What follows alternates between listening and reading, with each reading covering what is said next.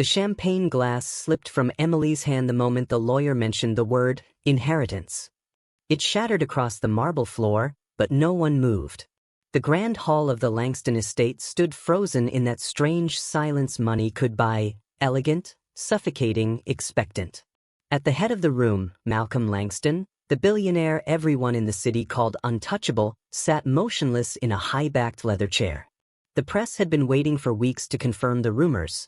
Who would inherit his empire now that his health had begun to fail? The tech magazines had predicted it would be Emily, the charming woman at his side these last 2 years. She believed that too. Until now.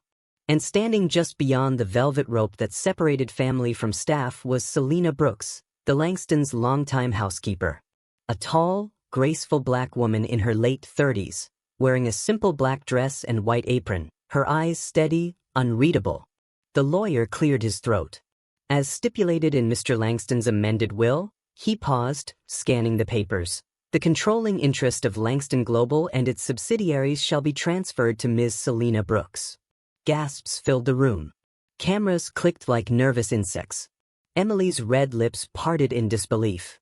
"That must be a mistake," she stammered. "She's the maid." But Malcolm didn't correct the attorney. He only turned his head slowly toward Celina, a faint smile creasing the corners of his mouth. Outside, thunder rolled across the hills, matching the pulse that suddenly raced through every person watching.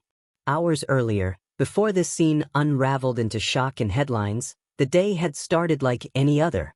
The sun broke across the rolling estate lawns, mist still hugging the fountains.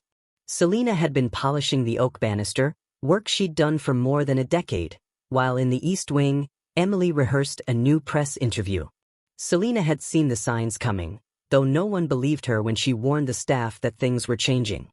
The lawyer's visits, the locked study door, the quiet conversations between Malcolm and his son from his first marriage. She had cleaned around those secrets, dusting their outlines, pretending not to notice the weight of paper under the old man's hand as he wrote his final signature. And now, standing in that marble hall, she felt the weight of every whispered doubt pressing against her back. The lawyer continued reading, unflinching.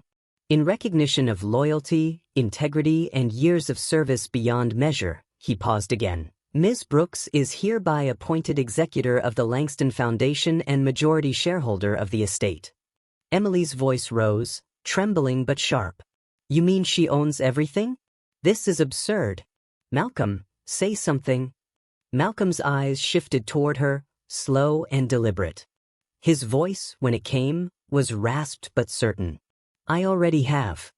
Every camera flash captured Emily's shock, hand over mouth, disbelief hardening into humiliation. The billionaire she thought she had secured had just rewritten every rule she believed in. And Celina? She didn't smile. She simply lowered her gaze, holding the folded paper that bore his signature, one she'd never asked for, but could no longer deny. That was the moment the story began. Not when Emily met Malcolm at the art gala, not when Celina first entered the Langston household years ago, but here, on this night of revelation, where truth wore no disguise. Because what no one knew, not even the journalists waiting outside, was that this inheritance wasn't about wealth. It was about a secret buried so deeply in the walls of that mansion it had taken a lifetime to surface. And before the night was over, every person in that house would learn the real reason Malcolm Langston trusted his maid more than anyone he'd ever loved. Some inheritances are written in gold. Others are written in guilt, love, and the quiet debts of the past. But tell me, if the person you trusted least was handed everything you thought was yours, what would you do? Welcome back, my beautiful family and friends.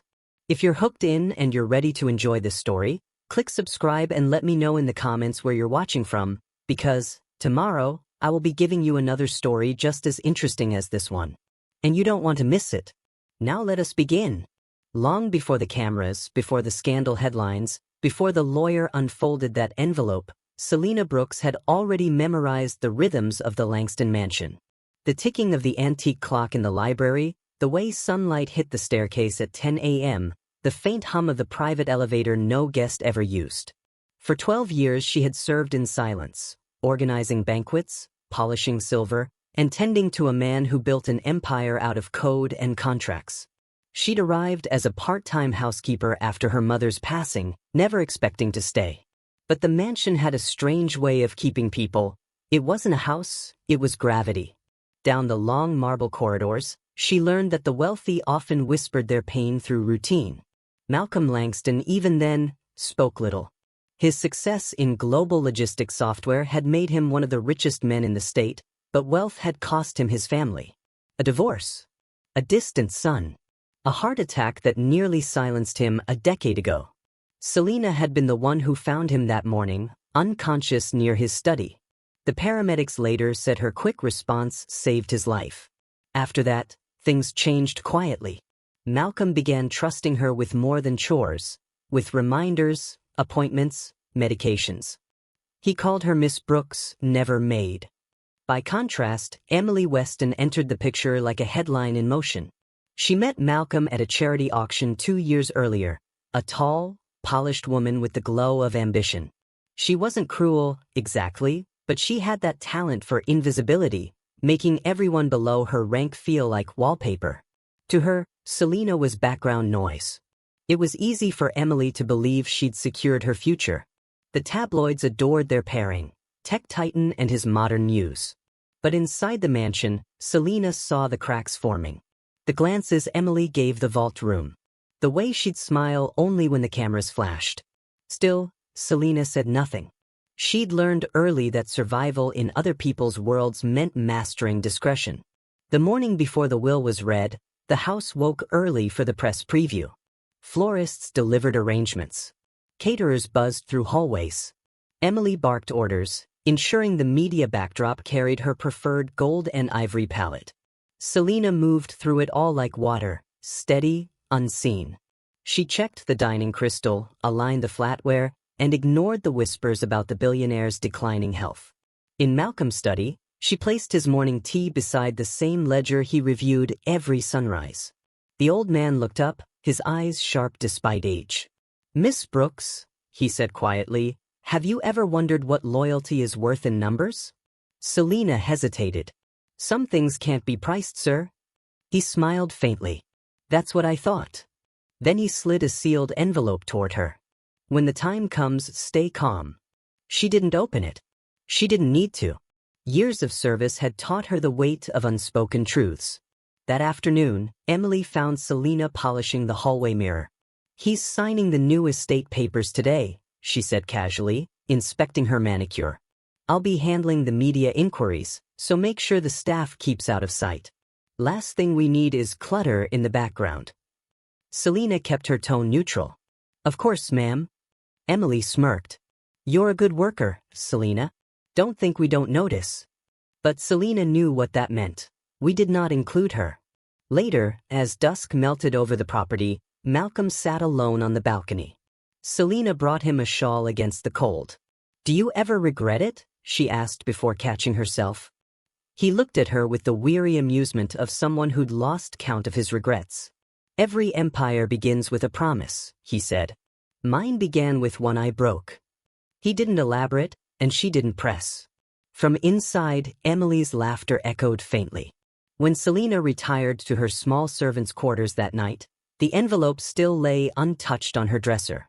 She thought about calling her sister back in Georgia, about explaining that she might not be working here much longer. But what would she say? That her employer had given her an envelope that made her uneasy? That the woman who called herself his partner treated the house like a stage? She decided to sleep instead. In another wing, Emily scrolled through social media drafts. Captions polished, hashtags ready. Hashtag legacy. Hashtag Langston future. Her reflection glimmered against the black screen like a victory already won. And in the main study, Malcolm signed the last of his papers beneath the dim glow of a brass lamp. He paused only once, at the section labeled Transfer of Estate. His hand trembled, then steadied. "Let them judge me later," he murmured, sealing the folder with wax. Sometimes power doesn't shift with a signature. It shifts when truth can no longer be hidden. What would you do if loyalty, not love, was rewarded with everything? Tell us in the comments what loyalty means to you. By sunrise, The Langston mansion buzzed with a different kind of energy, half celebration, half fear. The official reading of the will was scheduled for that afternoon, but rumors had already leaked that Malcolm had made substantial changes. No one outside the estate knew what that meant. Emily paced the marble foyer in a tailored white dress, her phone glued to her hand. "They'll film the whole thing," she told the event coordinator. "I want tasteful lighting, nothing harsh. This is legacy, not spectacle." Celina passed quietly with a tray of coffee, but Emily's tone shifted instantly. "Make sure Mr. Langston's study is spotless. And those curtains, too dark. He hates shadows."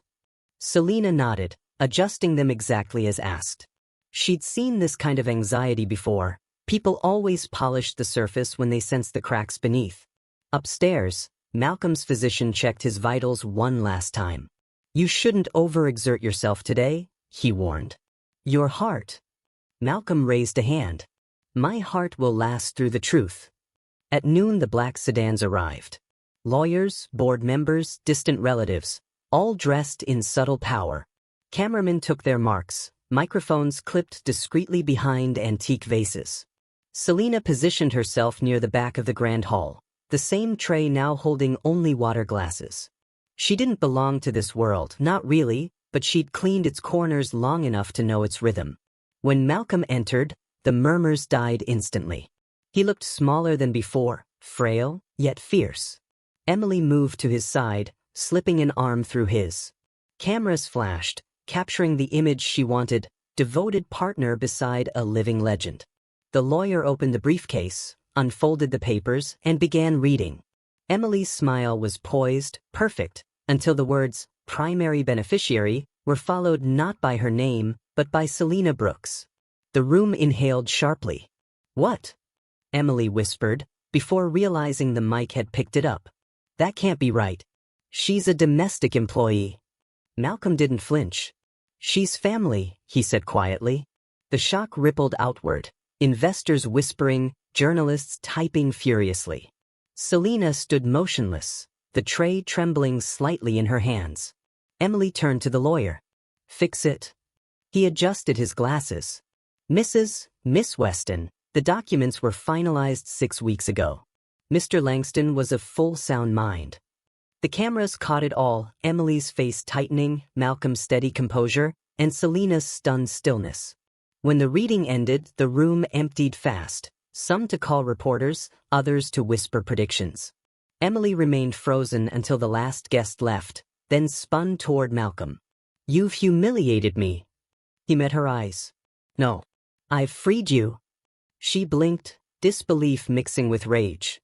"From what?" "From pretending."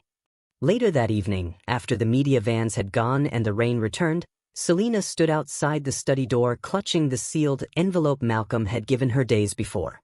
She'd avoided opening it, afraid of what it meant. But now the mansion hummed with tension. Emily's heels echoed down the corridor like warning shots. Inside the study, Malcolm sat alone beneath the flickering lamp. "Come in, Miss Brooks." She hesitated. "Sir, He gestured toward the chair opposite him. "You did nothing wrong. You've kept my truth longer than anyone should have had to." Celina swallowed hard. "You don't have to explain." "I do." He looked out the window. "My son never forgave me for what happened after his mother left. But I made a promise to someone else long before that. Someone who saved my life when I was worth nothing." He turned back to her. "Your mother." Celina froze. "My mother?" "She worked for my father decades ago," he said slowly. "When the company collapsed, she refused to abandon me. She sold her own family home to pay my hospital bills after the accident. I swore one day I'd repay that debt properly." The world tilted for a moment. Celina's voice trembled. "Ooh, you didn't owe us anything." "I did," he said simply. "And I've been waiting 12 years for you to believe you're worth more than servitude." Tears blurred her vision, but she didn't let them fall. "You think giving me everything fixes history?" "No," he said. "It just sets it right." Across the hall, Emily stood half-hidden behind the column, hearing every word. Her breath came fast and sharp. To her, this wasn't redemption, it was robbery. That night, she called a journalist she knew too well. "You want the real story?" she hissed into the phone. "The billionaire's losing his mind." He left his company to his maid. Within hours, the news spread. #Langston will trended online. Talk shows debated whether Malcolm had been manipulated. Opinion pieces framed it as scandal. But inside the mansion, a quieter storm brewed. Celina found Malcolm asleep in the study, pen still in his hand. She covered him with a blanket, whispering, "You did enough." When she left the room, her phone buzzed. Unknown number, unknown threat. A single text, "You don't deserve it." She didn't need to guess who it was from. By morning, the estate gates were lined with reporters. Drones hovered over the courtyard, their cameras glinting in the winter light. Every major outlet wanted the same thing, a glimpse of the woman who'd inherited a billion-dollar empire by surprise. Celina hadn't left her room since dawn. Through the curtains, she could see flashes of light and hear the faint hum of engines. Her phone kept vibrating, messages from journalists, old co-workers, even relatives she hadn't heard from in years.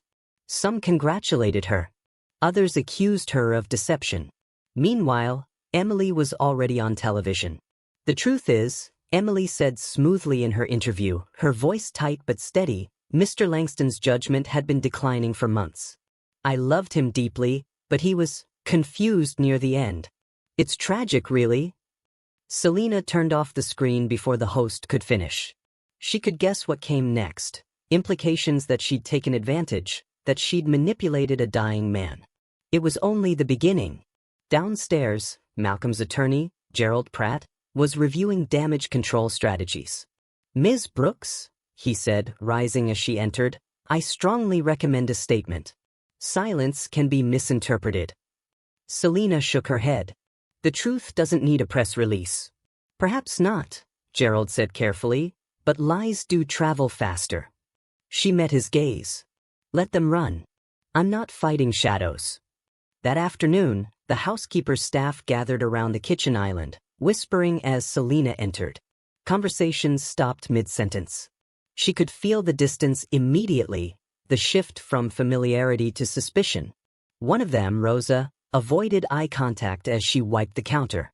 "They're saying you forged the documents," she murmured. Celina sighed. "And you believe them?" Rosa's hand stilled. "I don't know what to believe anymore."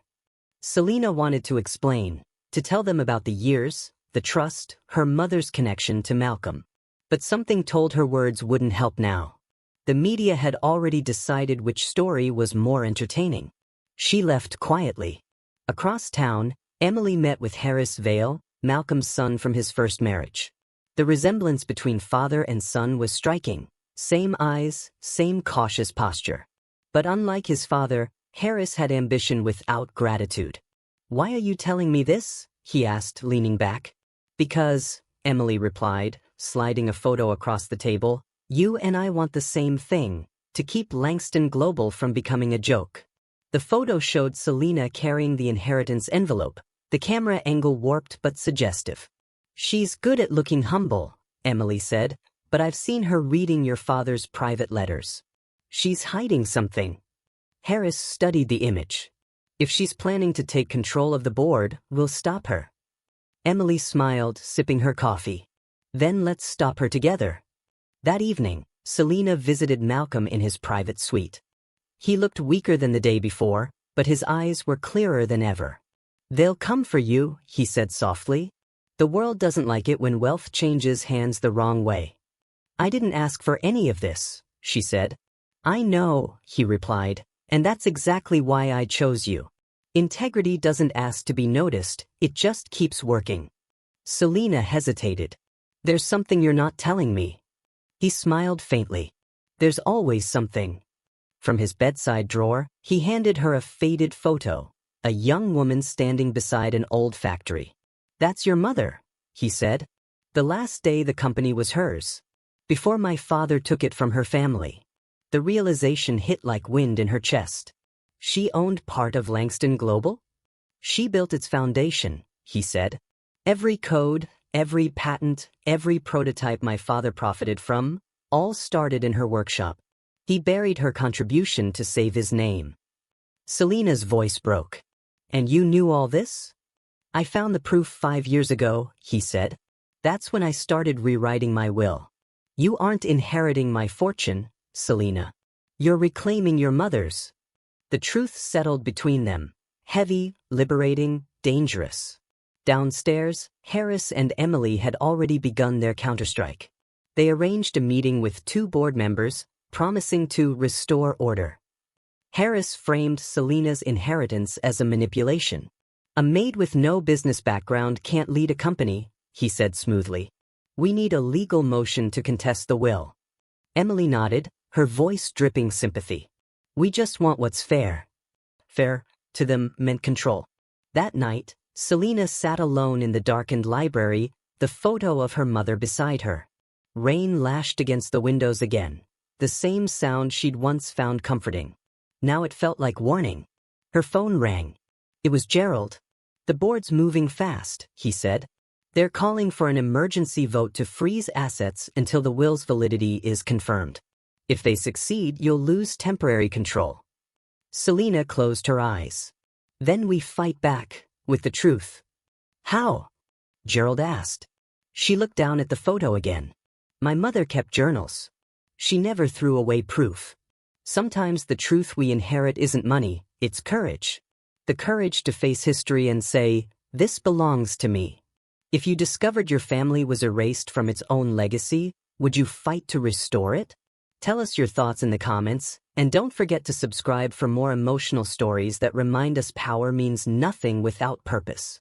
3 nights after the will reading, the Langston mansion felt colder than usual, not because of the rain, but because of the silence between its walls. Power had changed hands, and everyone could feel it. Celina sat in the study, reading through a stack of old ledgers. Gerald had brought them from the legal archives downtown, records Malcolm had once sealed. Inside, the company's origin story was rewritten, line by line, in her mother's handwriting.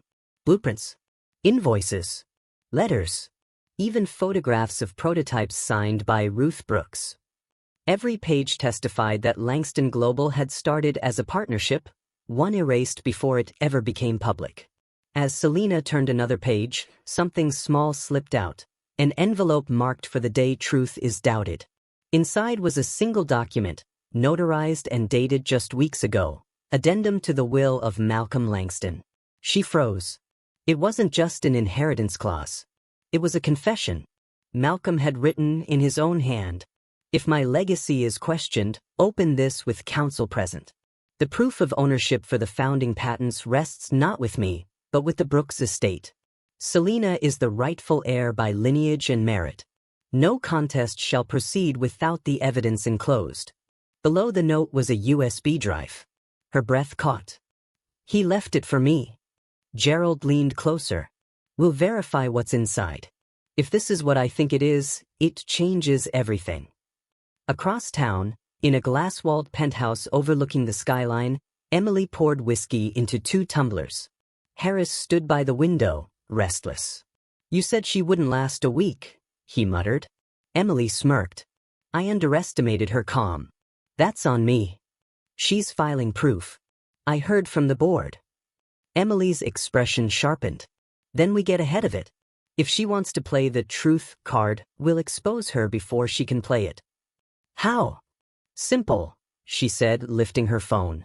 We leak a fake audit showing she accessed company funds early. Public opinion will do the rest. Harris hesitated. That's risky. Emily stepped closer. Risky is losing everything. Don't you want your father's empire back? He said nothing, but his silence was enough. Back at the mansion, Celina and Gerald opened the USB on Malcolm's old desktop. Folders appeared instantly, neatly organized. One was labeled Ruth Brooks, 1979 to 1985. Inside were scanned patent certificates bearing both Ruth's and Malcolm's signatures, proof of equal ownership. Gerald whistled softly. These are government-filed patents. Irrefutable. Celina exhaled shakily. My mother never told me any of this. She died thinking she'd lost everything. She didn't, Gerald said. You just found what she built. But before Celina could respond, the power flickered. Then, darkness. The monitors went black, the house silent except for the faint ticking of the grandfather clock in the hallway. Gerald frowned. That's not a coincidence. Moments later, headlights flared through the window, a car stopping at the gate. Celina peeked through the curtain. Emily. Gerald straightened. Don't engage her. She's here to provoke you. But Celina didn't move away. She watched Emily step out in the rain, umbrella snapping open, camera lights following behind her. She wasn't just visiting, she'd brought the press. Within minutes, microphones crowded the gate. Questions rang out. Did you manipulate Mr. Langston before his death? Were you promised money for silence? Are the inheritance documents forged? Emily stood in front of them, tearful and perfectly composed. I loved Malcolm. But seeing his legacy taken advantage of, it breaks my heart. Celina closed the curtain. She's staging a public trial. Let her, Gerald said quietly. Truth isn't a show. Hours later, as the reporters left, Celina sat on the stairs, exhausted. The rain had turned to a steady drizzle, and the house felt smaller somehow. She opened her phone to dozens of messages, mostly cruel, some sympathetic. Then one stood out. A private message from an unknown sender. You don't know the whole story. Meet me at the factory site tomorrow, 9 a.m. It's about your mother. She hesitated, torn between fear and curiosity. Gerald, she called softly, do you believe people change? He looked up from his laptop. I believe truth changes people. Not the other way around. She nodded. Then I'll go. The next morning, fog draped the outskirts of the city. The old Brooks Langston factory loomed like a ghost, brick walls cracked, vines creeping over the rusted sign. A figure stepped from the mist. Harris. I wasn't sure you'd come, he said. Celina kept her distance. You sent the message? He nodded. Emily's going too far. My father may have been hard on me, but he didn't deserve what she's doing now. I wanted you to see something. He handed her a dusty box. Inside, photos, letters, one unmistakable birth certificate. Her mother's name. Her own name. And the father's signature, Malcolm Langston. Celina froze. This can't be. It is, Harris said quietly. You're not just the rightful heir, Celina. You're my sister. The ground seemed to shift beneath her. Everything Malcolm hadn't said now made sense. The way he'd looked at her, the quiet protectiveness, the letter in the will. Harris looked down. He kept it hidden to protect you. But Emily found out last month. That's why she's desperate. Celina felt her breath tremble. She's been fighting not just for money, but to erase me. By the next morning, Celina's world had turned into headlines. Every network ran the story with a single brutal angle. Billionaire's secret daughter or clever imposter? Clips of Emily's interviews flooded social media, her voice trembling just enough to sound sincere. He was manipulated by someone he trusted. I don't blame her, she said softly, but this isn't what Malcolm wanted. It spread faster than truth ever could. At the mansion gates, protesters appeared with cardboard signs, half defending Celina, half condemning her. Justice for Emily, one side shouted. Truth for Ruth Brooks, shouted the other. Cameras swarmed both. Inside, Celina sat in the study her mother once cleaned, the USB drive clutched tightly in her hand. Every email, every comment, every call told the same story. They don't believe you. The will's addendum meant nothing if the public turned first. Gerald entered quietly. His tie was loosened, his face drawn. They froze the estate accounts this morning. The board voted 4-3 in favor of review. You still own the patents, but until this clears, everything's suspended. Celina barely reacted. So, they took it back. No, he said, sitting across from her. They took control of the noise. Not the truth. She looked up at him. It feels the same. That evening, Celina wandered into the garden, where the winter roses still bloomed stubbornly against the frost. This had been Malcolm's favorite spot. He used to say, strength doesn't shout, it survives quietly. Now, that same quiet felt unbearable. Through the glass doors, she saw the news again, Emily and Harris at a press conference, presenting new evidence of financial misconduct. A blurry photo of Celina's computer screen flashed on screen, clearly doctored. The anchor said her name as though it already belonged to shame.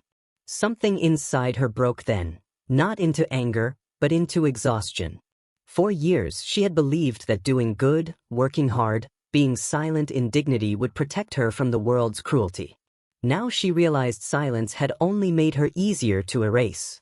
She whispered to herself, maybe they win because they're louder. Later that night, a knock came at her door. Rosa, the only staff member who hadn't left. She held a small tin box, hands trembling. I found this in the attic, she said. It has your mother's name on it. Celina opened it slowly. Inside, folded neatly, was a letter dated 35 years ago. To my daughter, for the day she's ready to forgive me for leaving that house. If Langston ever finds his soul again, you'll understand why I stayed silent. I wasn't protecting my work. I was protecting you. Celina's throat tightened. She traced the fading ink with her finger. Her mother had never been weak, she'd been strategic. She hadn't fought because she'd known one day the truth would fight for itself. For the first time since the inheritance, Celina wept, not out of fear, but release. The following morning, Harris returned to the mansion, alone. His tie was undone, his tone subdued.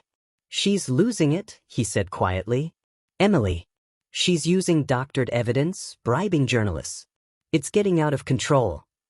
Celina stared at him. Why tell me? Because she's not just going after you anymore, he said. She's planning to announce that Dad's signatures were faked, that the will itself is counterfeit. That's perjury, Celina said flatly. I know, but no one cares about law until they're caught. You have to stop her. Celina exhaled slowly. No, I have to show her. Harris frowned. What do you mean? She opened the tin box, showing him the old letter. My mother built the foundation. Malcolm built the fortune.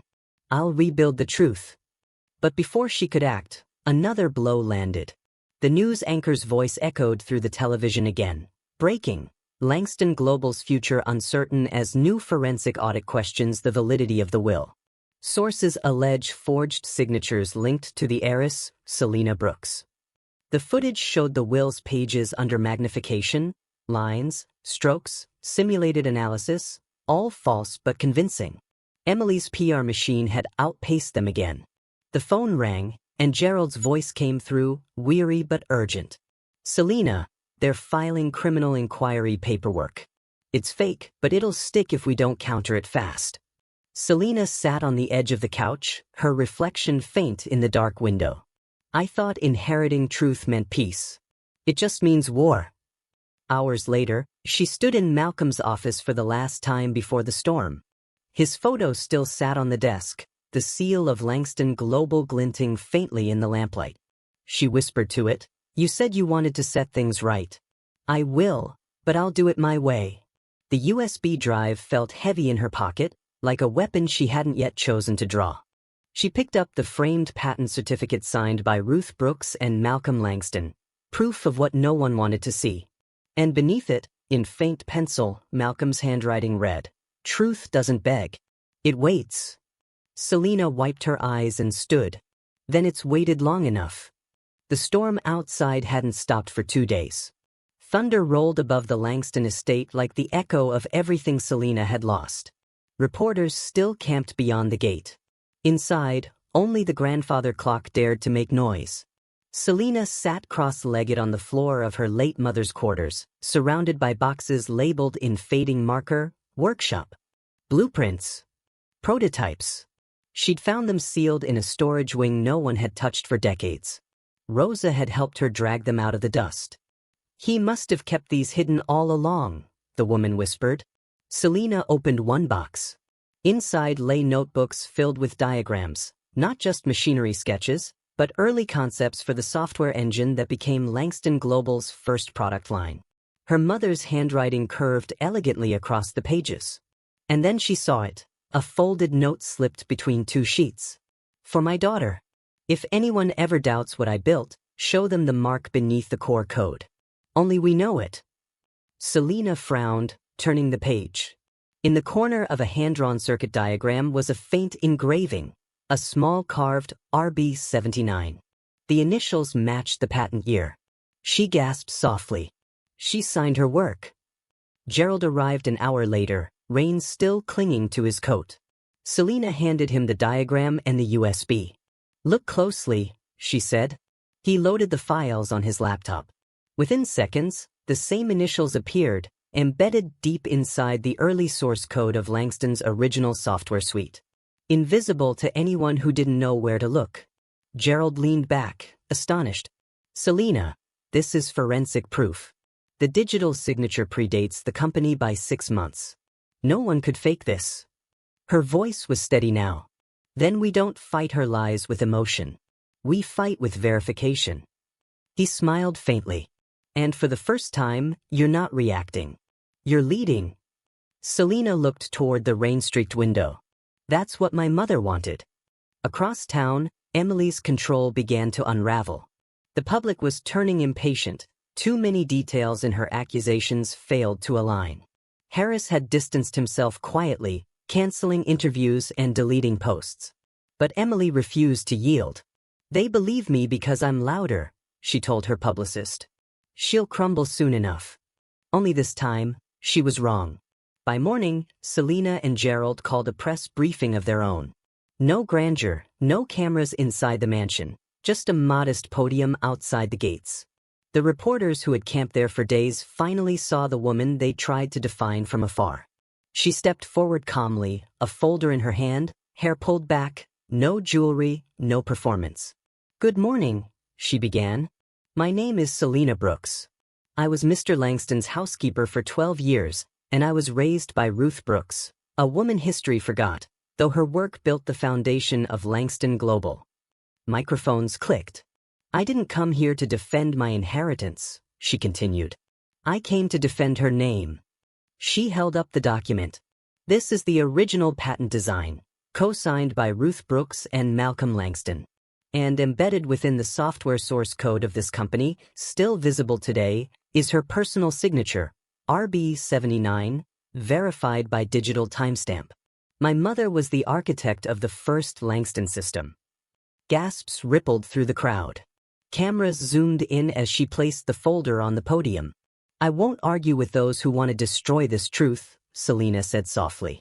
"But I will not apologize for existing in it." Then she stepped back, letting silence do the rest. The questions erupted instantly. "Miss Brooks, are you saying the company belongs to you by bloodline?" "No," she said, her voice even. "By contribution." Within hours, the footage went viral. Analysts verified the patent signature. Software historians confirmed the code tag's authenticity. Public sentiment flipped overnight. The same outlets that once called her imposter now labeled her trailblazer. Emily watched it unfold in disbelief. "No," she whispered at the TV. "No, this can't." But it could. And it did. Her sponsors withdrew interviews. The board retracted its freeze order pending review of the new evidence. Harris issued a statement of acknowledgement, publicly calling Celina his father's greatest correction. For the first time, silence returned to the estate, but now it was peace, not exile. That evening, Celina visited the study again. The lamp still glowed over Malcolm's photograph. She set her mother's blueprint beside it. "You were right," she murmured. "Truth doesn't beg."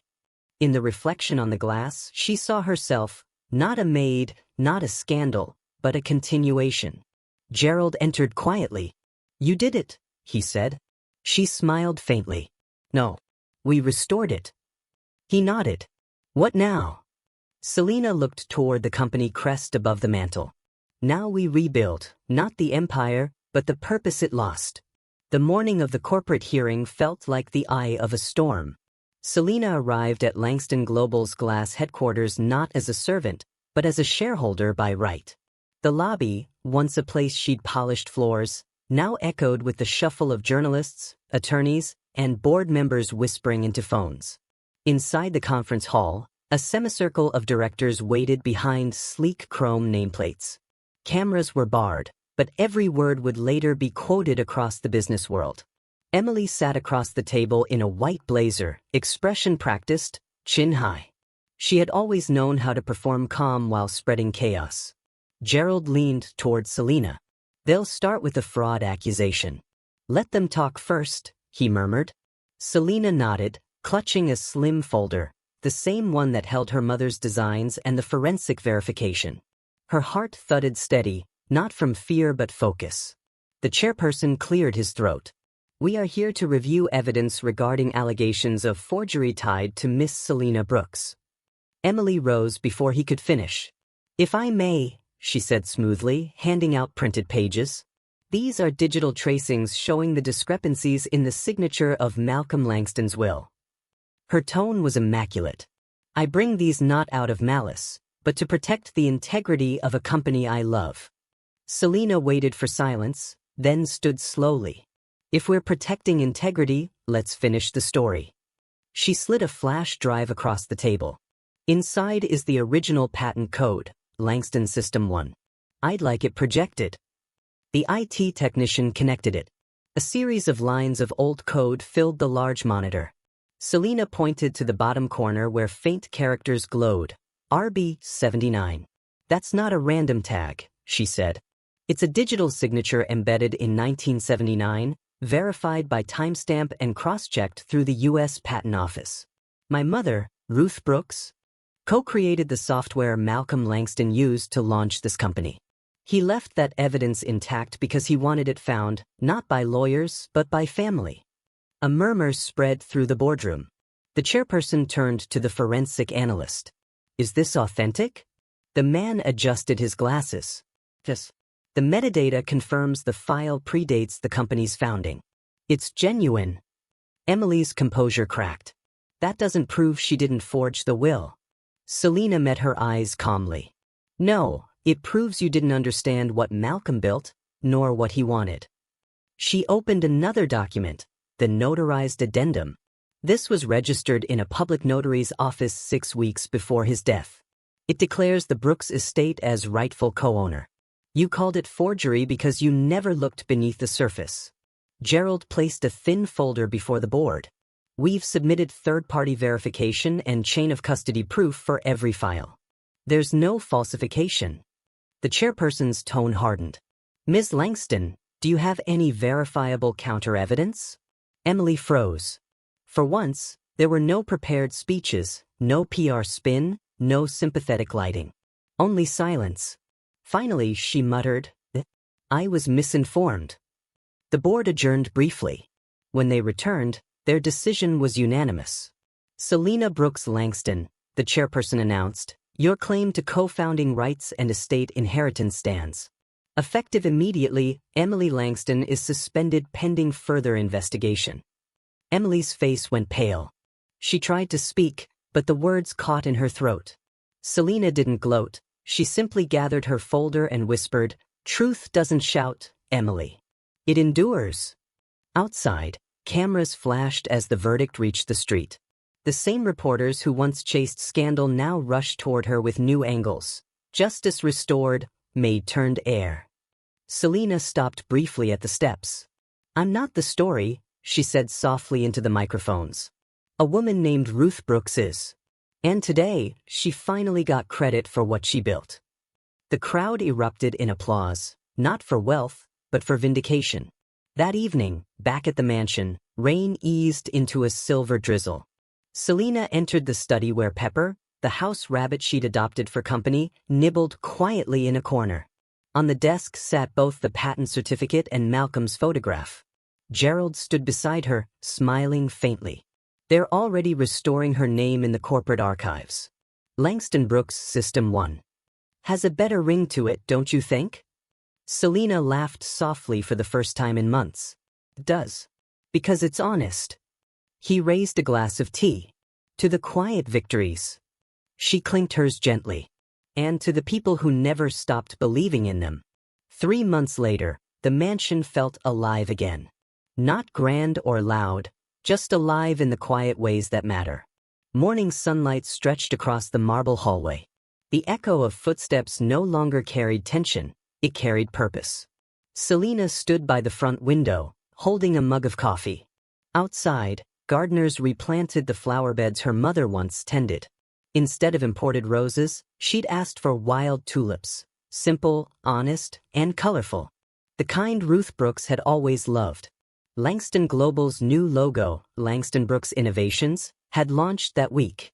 Beneath it, in silver letters, ran the tagline she'd written herself: "Integrity is the new inheritance." Gerald walked in, flipping through the latest board report.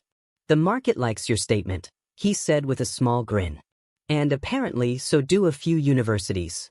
They want to feature you in an Ethics in Business series." Celina smiled faintly. "Ethics in business," she mused. "Funny how that used to sound like a contradiction." He closed the folder. "You gave it meaning again." Later that morning, she drove to a modest neighborhood on the city's edge. The sign read, "Brooks Learning Center, coming soon." She stepped out, hard hat under her arm, as a group of builders waved. The old factory grounds had been cleared. Soon it would reopen as a community hub for technology apprenticeships.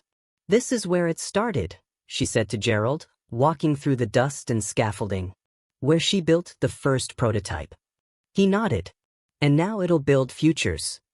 Celina paused, looking at the walls still bearing traces of her mother's original sketches. "I used to think inheritance was something you received," she said. "Turns out, it's something you continue." Back at the mansion that evening, she opened the garden doors. The winter air was gentle now, brushing through the curtains. On the table lay a letter, handwritten, unmarked except for a single name, Emily Langston. Celina hesitated before opening it. Inside, a few simple lines. "I was wrong. You didn't take anything from me. You reminded me what we all forgot. I'm leaving the city. Maybe someday, we'll both live without ghosts." Celina read it twice, then folded it carefully. She didn't feel triumph, only release. Sometimes victory isn't about winning, it's about no longer needing to fight. She walked to the garden, tucked the letter under a stone near the tulips, and whispered, "Rest now." Night settled softly over the house. Pepper, the rabbit, hopped lazily near the fireplace, where a framed photo of Ruth and Malcolm now stood side by side. Celina sat in the armchair, notebook open, writing her final letter, to the woman who had started it all.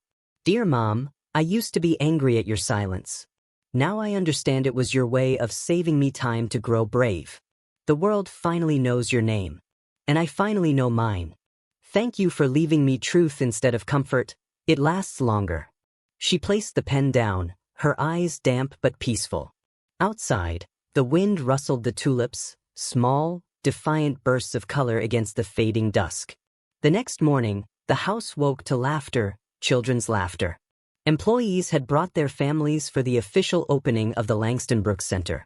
Celina greeted them personally, shaking hands, smiling easily. No cameras, no speeches, no drama, just community, learning, and life. As the crowd dispersed, Gerald approached with a light chuckle.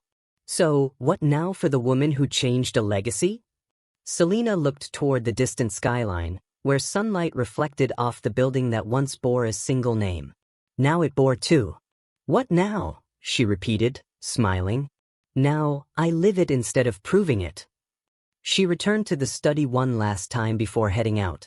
The old grandfather clock ticked steadily beside her, Malcolm's favorite sound. She placed her mother's blueprint and the co-signed patent certificate inside a glass frame on the wall. Below it, she added a new plaque engraved with simple words, "Built by hands that believed in better."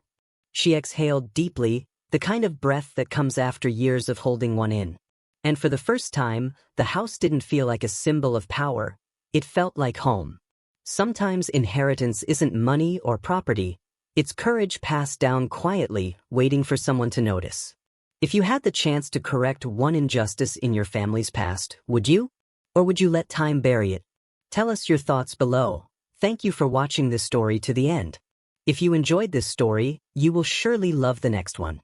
It's as crazier and more intriguing as you can ever imagine. So do check it out. Click on the image showing on your screen right now to watch the next one.